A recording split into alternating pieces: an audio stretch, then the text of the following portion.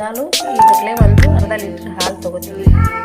ಹಾಲು ತೊಗೊಂಡ ಬಳಿಕ ಹೀಗೆ ಸಣ್ಣ ಉರಿಯಲ್ಲಿ ಚೆನ್ನಾಗಿ ಹಾಲು ಕಾಯಿಸ್ತೀವಿ. 2-3 ಬಾರಿ ಕಾಯಿಸಿದಾಗ ಇದರಲ್ಲಿ ದಿಪ್ಪದ ಕೆನೆ ಬರುತ್ತೆ.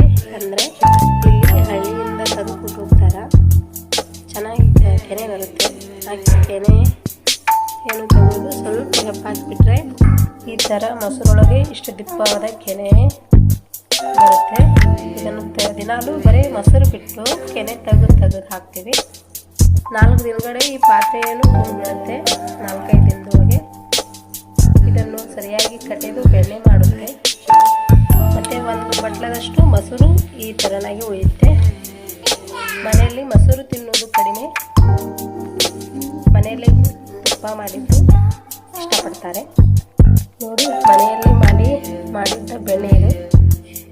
ಹಾಲು ಕಾಯಿಸಿ ಕೆನೆ ತೆಗೆದು ಹೆಪ್ಪಾಕಿ ಮೇಲೆ ಬಂದಂಥ ಬೆಣ್ಣೆಯಿಂದ ಮಜ್ಜಿಗೆಯಲ್ಲಿ 2 ಬಾರಿ ಮಾಡಿದ್ದೀರಿ.